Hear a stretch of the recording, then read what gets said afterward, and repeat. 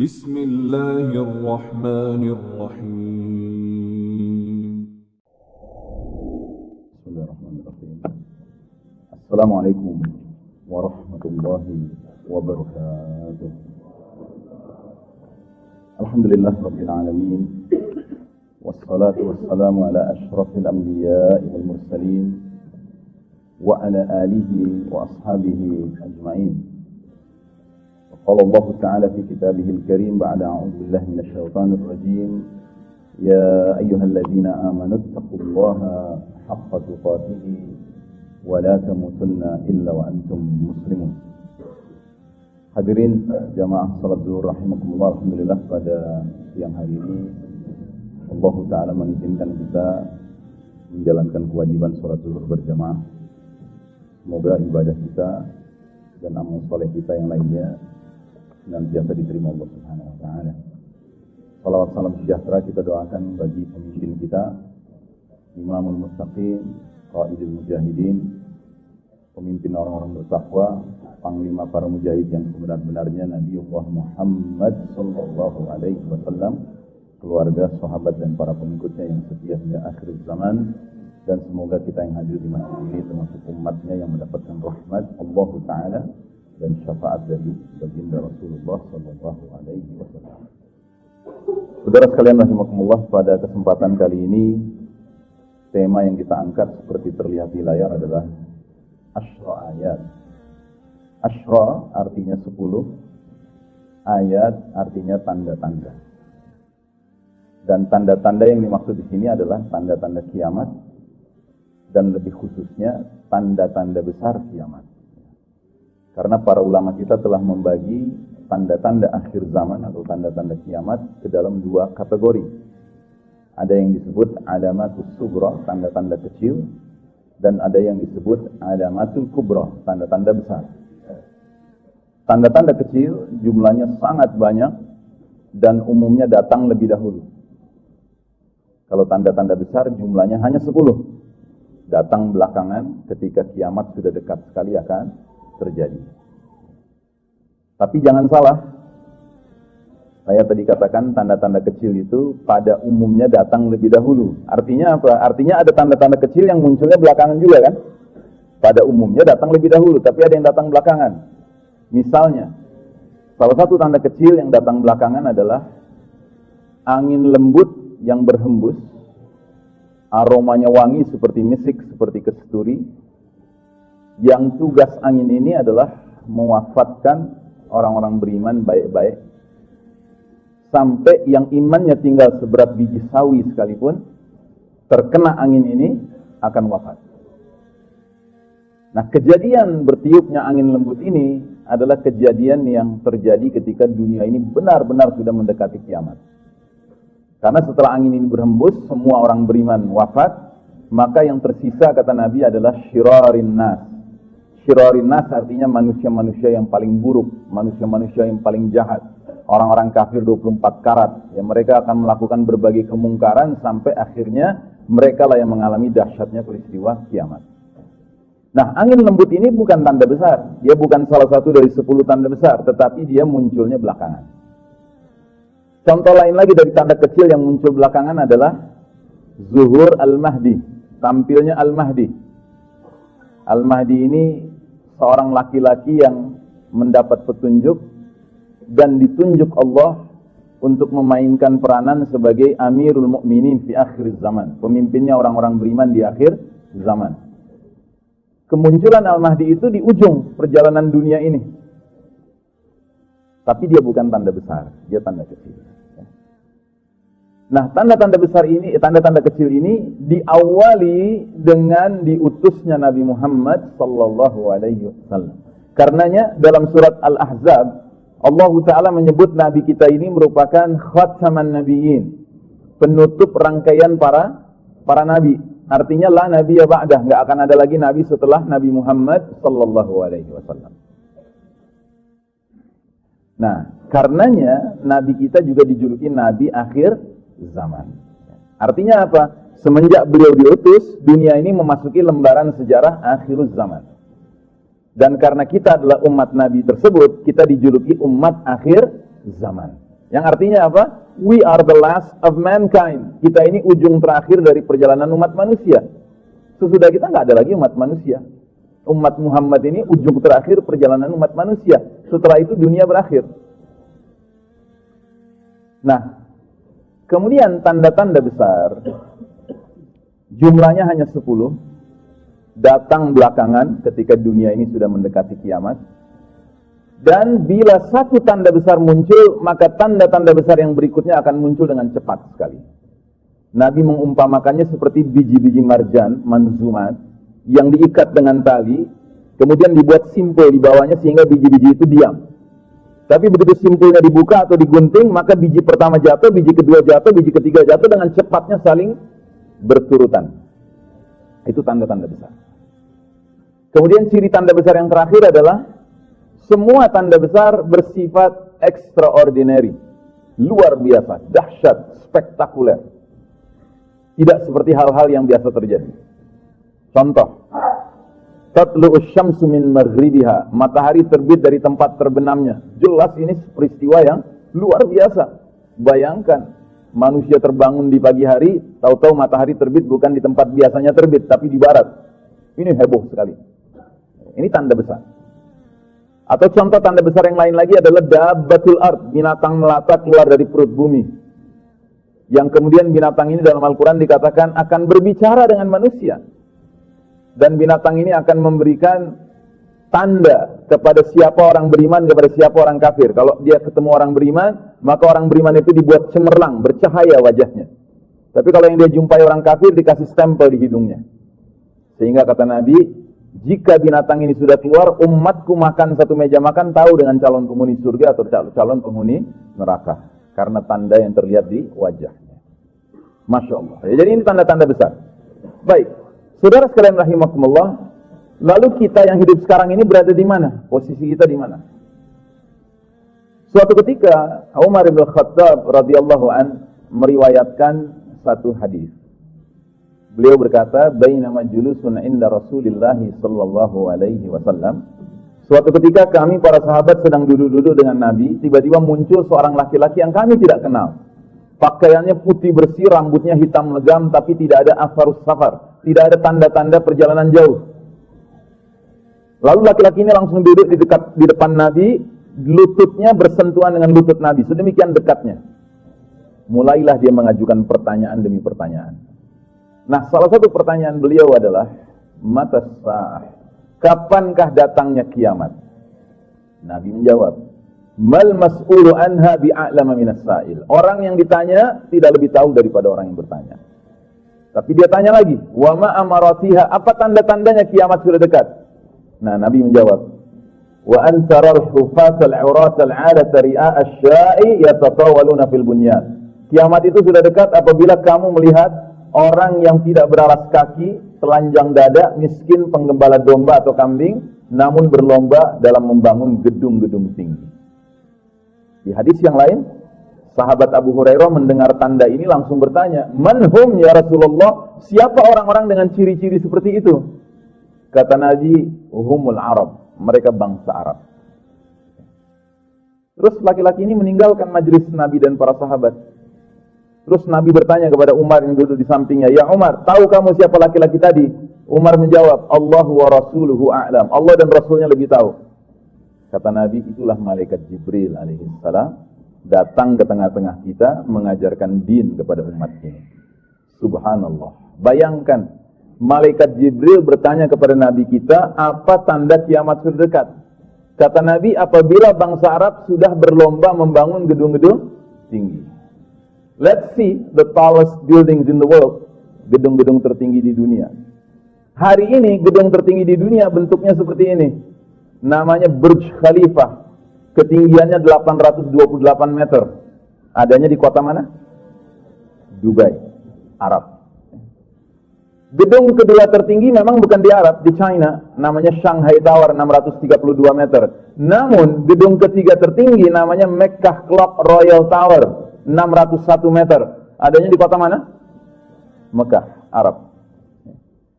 Dan saat kita berbicara sekarang ini, Pak, ada sebuah proyek ambisius yang sedang dikejar untuk dibangun, Gedung ini ditargetkan ketinggiannya 1 kilometer, Pak.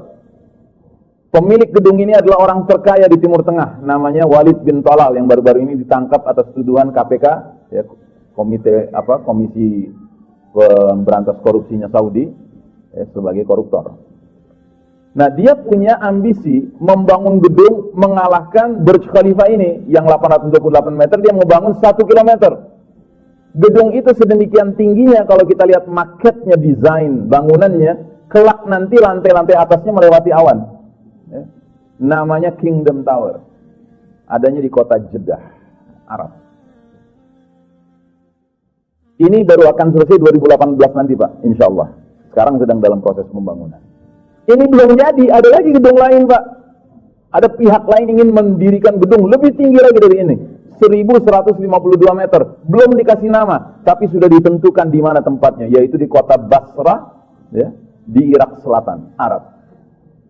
Artinya apa? Welcome to reality. Selamat datang kepada kenyataan bahwa saya, Anda, kita semua ini yang duduk di sini, bahagian dari umat Muhammad sallallahu alaihi wasallam yang sedang menyaksikan bangsa Arab berlomba membangun gedung-gedung tinggi. Artinya apa? We got to prepare. Kita harus menyiapkan diri. Time is short. Ya, waktu sudah tinggal pendek. Ya, tidak banyak waktu lagi kita. Benarlah firman Allah Ta'ala yang turun 15 abad yang lalu yang bunyinya wa ma yudrika la'alla as-sa'ata takunu qariba. Dan tahukah kamu Muhammad, boleh jadi kiamat sudah dekat. Karenanya para sahabat sangat terkejut kalau melihat Nabi berbicara tentang kiamat.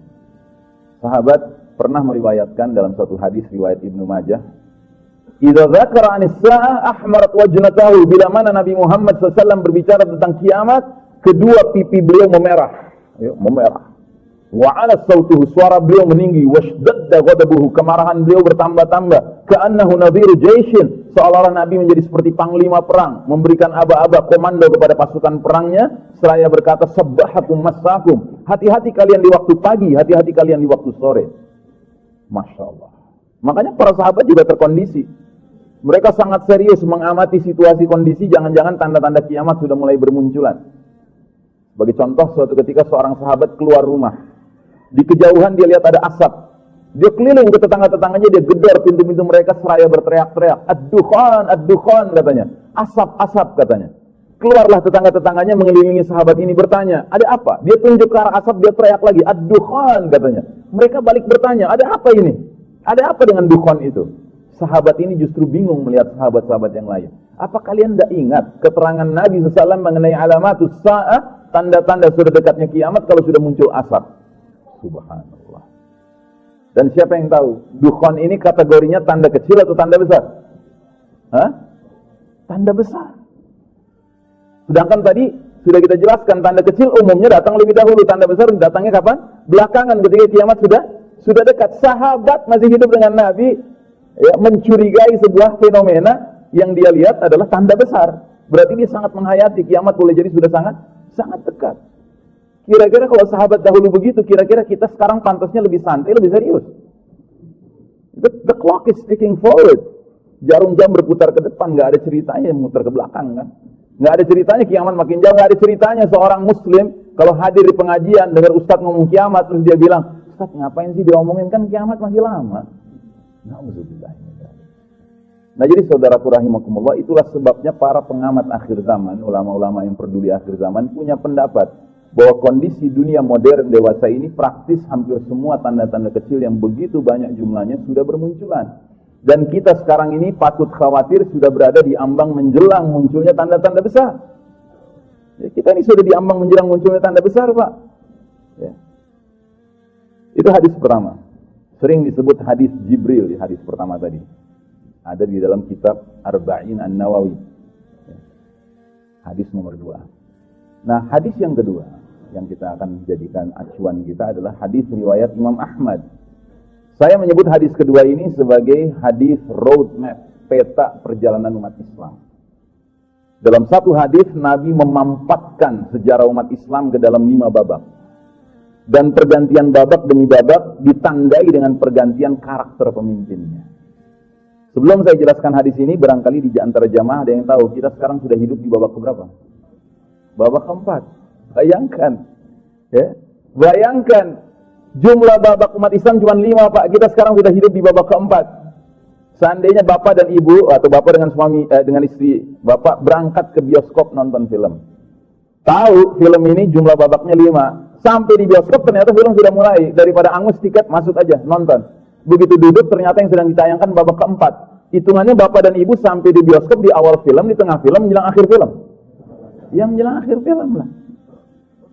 So wake up. Bangun dong kita. Dunia udah mau berakhir. Kita di babak keempat dari 5 babak perjalanan sejarah umat Islam. Mari kita lihat babak demi babak itu. Kata Nabi, babak pertama disebut dengan babak an-nubuwah, kenabian. Takunun nubuwwata fikum masya'allahu an takuna, thumma yarfa'uha idza syaa yarfa'aha.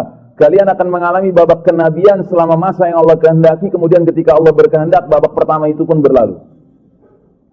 Kenapa disebut babak kenabian babak pertama? Karena generasi awal umat Islam langsung dipimpin oleh Nabi Muhammad sallallahu alaihi wasallam. Itu adalah babak yang terbaik kepemimpinannya.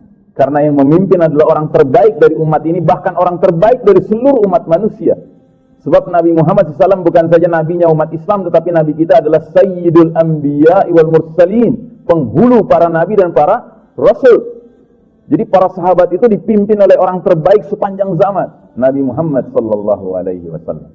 Sudah berlalu babak pertama, sudah berlalu. Tidak berlangsung lama. Nabi kita diangkat jadi nabi usia 40, wafat usia 63. Berarti babak pertama cuma berlangsung 23 tahun, tidak lama. Kemudian datang babak kedua. Nabi menyebutnya dengan istilah khilafatan ala minhajin nubuwah. Kemudian datang babak kekhalifahan yang mengikuti metode kenabian dalam kepemimpinannya. Berlangsung selama masa yang Allah kehendaki, dan ketika Allah berkehendak, babak kedua itu pun berlalu. Sejarah mencatat, babak kedua adalah babak kepemimpinan orang-orang terbaik setelah Nabi wafat. Mereka terdiri dari para sahabat pilihan yang dijamin surga oleh Nabi, mubasyirina bil jannah istilahnya. Sudah dikabarkan berita gembira akan menjadi penghuni surga, JTL, jannah tembak langsung. Ya. Mereka ini kemudian dijuluki Khulafaur Rasyidin, khalifah-khalifah yang lempeng, yang lurus, yang jujur, yang adil, yang nyunnah, yang istiqamah kepemimpinannya. Dan waktu Nabi masih hidup, Nabi sudah katakan, setelah aku wafat akan muncul al-khulafa'u thalathuna aman, para khalifah 30 tahun. Wa ba'da dzalika al-muluk, setelah itu kerajaan-kerajaan. Berarti babak kedua adalah babak kepemimpinan Abu Bakar Siddiq, Umar bin Khattab, Utsman bin Affan, Ali bin Abi Thalib, dan Hasan bin Ali. Biasanya yang kelima nggak disebut. Karena dalam kitab-kitab sejarah yang disebut hanya 4 ini. Karena apa? Karena kepemimpinan Hasan sangat singkat. Cuma 7 bulan. Padahal kepemimpinannya itu yang menyebabkan seluruh 5 orang sahabat ini, kalau di total masa kepemimpinannya persis 30 tahun. Kalau dikurangi Hasan, 30 tahun kurang 7 bulan. Dan memang, Masya Allah, 5 orang ini, 2 mertua Nabi, Abu Bakar Umar, 2 menantu Nabi, Utsman Ali, 1 cucu Nabi, Hasan. Calon, bukan calon, dia adalah kakek moyangnya dari calon pemimpin kita nanti, ya. Amirul Mukminin di akhir zaman Al-Mahdi. Al-Mahdi itu keturunan Hasan bin Ali bin Abi Thalib. Nah, jadi saudara rahimakumullah, sudah berlalu babak kedua, tidak berlangsung lama, cuma 30 tahun. Kemudian datang babak ketiga, kata Nabi, "Tsumma takunu mulkan 'abdan." Lalu datanglah era raja-raja yang menggigit selama masa yang Allah kehendaki, kemudian ketika Allah berkehendak, babak ketiga itu pun berlalu. Nah, sejarah mencatat, babak ketiga kepemimpinan umat Islam, waktu itu yang menjadi pemimpin tetap digelari khalifah. Sistemnya tetap disebut khilafah. Al-Quran dan Sunnah dijunjung tinggi sebagai sumber hukum. Tapi sayang, 1000 kali sayang, pergantian seorang khalifah kepada khalifah berikutnya meniru cara-cara kerajaan. Sehingga sejarah mencatat, di babak ketiga ini, silih berganti jatuh bangun dinasti-dinasti Islam. Tahu dinasti ya? Dinasti itu artinya kekuasaan beredar di kalangan kerabat tertentu, keluarga tertentu. Karenanya ada dinasti keluarga Umayyah, dinasti keluarga Abbasiyah, ada dinasti Kesultanan Utsmani Turki, ya. Dan banyak dinasti lain. Tetapi 3 ini yang terkenal, karena ini yang paling menonjol dalam sejarah. Nah, babak ketiga ini berlangsung sangat lama, Pak. 1262 tahun alias 13 abad dia berlangsung. Umat Islam kadang-kadang punya khalifah yang adil, dan dengan penuh kejujuran kita akui kadang-kadang umat Islam punya khalifah yang zalim. Tapi sekalipun khalifahnya zalim, umat tidak pernah berontak waktu itu. Ulama tidak pernah menganjurkan berontak. Kenapa? Karena kezaliman khalifah pada masa itu bersifat personal, individual, pribadi. Sedangkan secara institusional sistem, umat merasa aman dinaungi oleh Al-Quran dan Sunnah. Ya. Karenanya umat tidak berpikir untuk berontak. Ngapain juga masih dinaungi oleh Quran dan Sunnah. Nah, di sini pentingnya kita membedakan Pak antara software kepemimpinan dengan hardware kepemimpinan. Kita umat Islam selalu mempermasalahkan softwarenya, Pak, bukan hardwarenya. Buat kita hardware itu bisa aja, siapa aja, bisa budak sekalipun, asalkan mimpin dengan Quran dan Sunnah. Tapi bagi kita yang nggak boleh ditawar, Pak, softwarenya, Pak, itu nggak boleh ditawar. Nah, hari ini kita dipaksa untuk harus meninggalkan softwarenya. Makanya kacau, Pak. Terus umat sibuk nyari hardwarenya terus, gitu, nggak selesai-selesai. Ya. Orang Betawi sampai lebaran monyet nggak ketemu. Gitu. Karena apa? Karena software tidak boleh diterapkan. Ngerti ya? Mudah-mudahan yang ngerti-ngertilah, yang nggak ngerti ya nanti ngaji lagi. Nah, jadi saudaraku rahimakumullah, babak ketiga ini berlangsung lama sekali, 13 abad. Tetapi dia akhirnya berlalu juga. Karena Nabi sudah bilang, dia akan berlalu ketika Allah berkehendak berlalu. Dan dia berlalu belum lama, Pak. Belum ada 100 tahun yang lalu. Babak ketiga ini berakhir dengan runtuhnya kekhalifahan terakhir, yaitu Kesultanan Utsmani Turki pada tahun 1924 Masehi, 1342 Hijriah. Belum ada 100 tahun yang lalu. 100 tahun yang lalu Masehi nanti baru 2024. Kalau pakai Hijriah 1442 nanti. Sekarang kita 1439, masih 3 tahun lagi baru 100 tahun. Nah, jadi saudaraku rahimakumullah, apa yang terjadi di pusat khilafah di Turki waktu itu? Terjadi pengkhianatan. Di jajaran pimpinan militer khilafah Turki waktu itu muncul seorang pengkhianat bernama Mustafa Kemal. Jangan bilang Mustafa Kemal Atatürk, karena Atatürk artinya bapaknya Turki. Ulama-ulama Turki yang istiqamah mengatakan Mustafa Kemal a'da'i Turk, musuhnya Turki. Ya. Karena Mustafa Kemal ini, dia seorang laki-laki muslim tetapi berdarah Yahudi. Sejak kecil belajarnya sama guru Yahudi. Setelah dewasa belajarnya ke Perancis, ke barat. Seorang kafir. Pulang-pulang dari sana dia bilang apa? Hai umat Islam, kalau kita mau maju nggak ada jalan lain. Kita harus ikuti kebiasaan cara hidup umat-umat lain yang sudah maju lebih dahulu dari kita. Dan yang dia maksud adalah Eropa, Barat, kafir. Karenanya kata dia, kita harus tinggalkan ajaran Islam yang sudah out of date, sudah ketinggalan zaman. Kita harus melakukan modernisasi. Dan karenanya kita harus bubarkan sistem bermasyarakat bernegara umat Islam yang namanya khilafah, yang sudah berlangsung ribuan tahun, untuk digantikan dengan negara modern sekuler berpaham nasionalisme Turki. Dan karena ini terjadi di jantung kepemimpinan umat Islam, di khilafah waktu itu, ibarat kereta api, lokomotifnya pindah rel, Pak. Kalau lokomotif pindah rel, kira-kira gerbong di belakang nyelonong ke rel yang lain, apa ikut pindah rel juga? Hah? Ikut pindah rel lah, nggak nyelonong ke rel yang lain, Pak. Ikut pindah rel. Tanpa kecuali negeri yang kita cintai karena Allah bernama Nusantara. Masuklah kita ke babak keempat. Ya. Inilah babak di mana kita hidup sekarang. Yang kata Nabi adalah babak mulkan jabriyan. Apa artinya? Para penguasa yang memaksakan kehendak mereka, mengabaikan kehendak Allah dan Rasulnya. Karenanya kita dapat simpulkan bahwa babak keempat ini merupakan babak paling kelam dalam sejarah umat Islam. We are living in the darkest chapter of the Islamic history. Ini babak paling kelam dalam sejarah umat Islam. Kalau kita mau jujur, ini namanya babak di mana umat Islam babak belur. That's reality. Itu realitas, Pak. Dan realitas ini sudah diterangkan oleh Allah Ta'ala 15 abad yang lalu lewat ayat. Ayat yang mana? Surat Ali Imran ayat 140. Allah Ta'ala berfirman dalam ayat tersebut, وَتِلْكَ الْأَيَّامُ نُدَاوِلُهَا بَيْنَ النَّاسِ. Demikianlah hari demi hari masa kejayaan dan keruntuhan itu kami pergilirkan di antara umat manusia agar mereka mendapat pelajaran. Nah, jadi saudaraku rahimakumullah, begitu kita masuk ke babak keempat, ya, bukan saja di negeri-negeri kaum muslimin bermunculan mulkan jabriyan, para penguasa yang memaksakan kehendak, tapi pada skala dunia terjadi peristiwa yang lebih dahsyat lagi. Apa itu? Ramalan Nabi tentang lubang biawak menjadi kenyataan. Nabi pernah bersabda di hadapan para sahabat sampai mereka tercengang.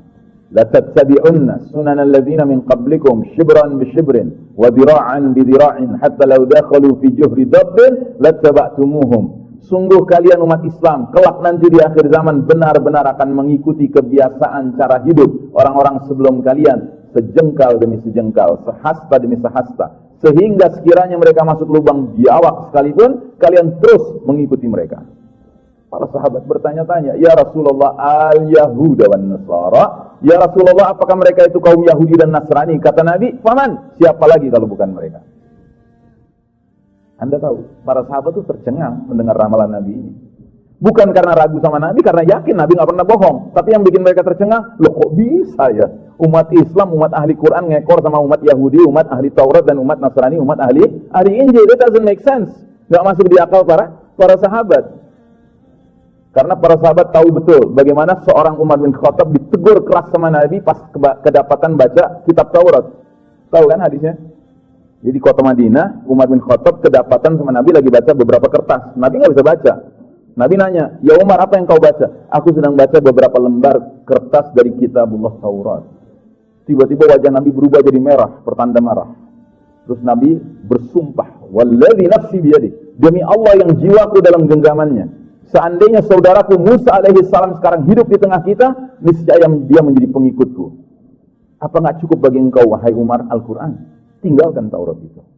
Bayangkan, tiba-tiba Nabi memberitahu para sahabat suatu ketika nanti umat Islam bakal ngekor sama Yahudi sama Nasrani. Wow, benar-benar pusing para sahabat memikirkannya. Itu dulu, para sahabat bingung. Nah kita yang hidup sekarang, Pak, kita bukan saja paham hadis ini ya, we're living in it, kita sedang menjalaninya. Jadi praktis begitu kita meninggalkan babak ketiga, dunia khilafah itu, kemudian kita masuk ke dalam dunia yang sekarang ini, Pak. Praktis Allah Ta'ala cabut kepemimpinan dunia dari tangan Islam dan kaum muslimin. Lalu Allah serahkan dunianya kepada siapa? Kepada Barat, kepada Eropa dan Amerika yang tidak lain adalah the Judeo-Christian Society. Ya Pak? Ini kan dunia kita hari ini Pak. Atau Bapak nggak percaya? Enggak lah Ustaz, umat Islam lagi berjaya sekarang. Ngimpi kali. Kalau bilang umat Islam lagi berjaya sekarang, tidak, umat Islam tidak sedang berjaya sekarang. Kita sedang terpuruk sekarang ini. Ini realitas Pak. Realitas ini harus kita terima dengan penuh keyakinan bahwa memang ayatnya demikian bunyinya. Demikianlah hari demi hari kami pergilirkan di antara manusia. Ada eranya kita berjaya Pak. Babak 1, babak 2, babak 3 ini kita berjaya Pak, masih di atas garis, bukan garis kemiskinan, garis kemenangan. Ya, ini garis merah, ini garis kemenangan. Di atas garis merah umat Islam berjaya, di bawah garis merah umat Islam runtuh. Ya. Kita sekarang sedang di bawah garis merah Pak, di babak keempat ini kita sedang runtuh. Belum pernah umat Islam mengalami kondisi seperti yang kita alami sekarang, kecuali di babak pertama Said A. Ingat, babak pertama ada 2 Said Pak, Said A dan Said B. Zaman Nabi mimpin itu ada masa berjuang di Mekah dan berjuang di Madinah. Waktu di Mekah para sahabat, bagaimana kehidupan mereka? Kayak kita sekarang. Setiap hari dikriminalisasi, dimarginalisasi, dizolimi, iya kan? Ingat di Mekah, Nabi dan para sahabat berjuang. Emangnya Nabi berjaya di Mekah? Tidak berjaya Nabi di Mekah. Para sahabat tidak berjaya, terzolimi setiap hari. Kayak kita sekarang. Cuma bedanya apa? Skalanya. Dulu skalanya skala Mekah, skala Jazirah Arab. Kalau sekarang skalanya skala apa? Skala dunia apa? Ditambah lagi Allah kasih angin bahwa yang memimpin dunia sekarang ini, kaum kufar ini, dikasih peradaban canggih, dikasih teknologi maju, ya kan? Sehingga tingkat upaya mereka memurtadkan umat Islam itu dahsyat sekali sekarang. Lewat media massa, lewat film-film, lewat macam-macam. Ya. Kalau dulu kita belajar di kuliah tuh, mata kuliah kewiraan ya, IPOL, Exos, Budmil, Pengkum, semua Pak dipegang sama mereka. Nah jadi saudaraku rahimakumullah, menyadari kita berada di babak di mana kita babak belur itu penting, tapi membiarkan mental babak belur ini yang haram, tidak boleh. Sekalipun kita sedang runtuh sekarang ini, mental kita nggak boleh runtuh Pak, nggak boleh jadi mental babak belur. Apa itu mental babak belur? Mental babak belur adalah muslim-muslim yang masuk lubang biawak. Yang bagaimana sikap mereka? Sikap mereka adalah menggunakan kaedah orang kafir. If you can't beat them, you join them. Kalau kita nggak bisa mengalahkan mereka, kita gabung sama mereka. Apa maksudnya? Maksudnya begini, dipelajarilah tuh kemajuan Barat, akhirnya sampai pada kesimpulan yang ngaco. Oh, Barat tuh maju karena ekonominya pakai riba. Berarti mau nggak mau kita juga harus pakai riba. Nggak mungkin lah hidup tanpa riba. Di mana-mana riba. Oh, Barat tuh bisa maju karena politiknya politik Machiavelli. Tahu Machiavelli? Tujuan menghalalkan segala cara. Berarti kita harus cetak politisi-politisi muslim yang juga Machiavelli. Makanya muncullah politisi-politisi yang secara status muslim tapi kelakuannya nggak jauh beda sama mereka. Makanya menemukan koruptor, politisi koruptor, itu nggak usah jauh-jauh ke Boston, nggak usah jauh-jauh ke Oslo di sana, Skandinavia, nggak usah jauh-jauh ke Chicago di Amerika sana. Gitu. Ya. Nah jadi saudaraku rahimakumullah, ini muslim yang sudah masuk lubang biawak, mentalnya babak belur Pak, kita nggak boleh. Kita sekalipun sedang runtuh Pak, mental kita harus tetap di atas. Sebagaimana firman Allah dalam ayat yang lokasinya satu ayat sebelum ini, persis satu ayat sebelum ini. Ini ayat tentang sunnah pergiliran. Di ayat sebelumnya kata Allah, wala tahinu wala tahzanu wa antumul a'launa in kuntum mu'minin. Jangan kalian merasa hina, jangan kalian bersedih hati, padahal kalian orang-orang yang tertinggi derajatnya di sisi Allah, dengan syarat in kuntum mu'minin, kalau kalian benar-benar beriman. Nah, ini mental yang harus kita miliki Pak. Nah supaya punya mental seperti ini, kita harus berpegang pada bacaan-bacaan, perilaku-perilaku yang dicontohkan Nabi. Di antaranya misalnya bacaan apa? Bacaan yang Nabi anjurkan dibaca 3 kali pagi, 3 kali sore. Raditu billahi rabba, wa bil islam dina, wa bi Muhammadin sallallahu alaihi wasallam nabiyya. Aku ridho Allah sebagai Rabb, Islam sebagai jalan hidup, Nabi Muhammad sebagai nabiku. Nah ini kalau kita pegang ini Pak, sekalipun kita sedang di babak di mana kita babak belur, kita nggak akan ikut-ikutan Pak dengan mereka, nggak akan. Kalau perlu dikasih embel-embel belakangnya harga mati, nah ini benar Pak, harga mati ini. Jangan harga mati teriak untuk yang lain Pak. Yang kayak gini boleh. Karena apa? Sampai mati nanti ditanya sama malaikat, man rabbuka, siapa Rabb kamu? Madinuka, apa jalan hidup kamu? Man nabiyuka, kan itu yang ditanya sama malaikat kan? Malaikat nggak bakal nanya, majinsiyatuka, apa kebangsaan kamu, keluarga negaraan kamu, nggak ditanya itu. Selesai, kita mati selesai itu semua. Nah jadi saudaraku rahimakumullah, itu prinsip pertama. Prinsip kedua, ingat, babak keempat ini ternyata it's not the final chapter, ini belum babak terakhir, ini babak terminal. Sama kayak babak 1, 2, dan 3. Babak keempat ini akan berlangsung selama masa yang Allah kehendaki, dan ketika Allah berkehendak akan berlalu babak keempat.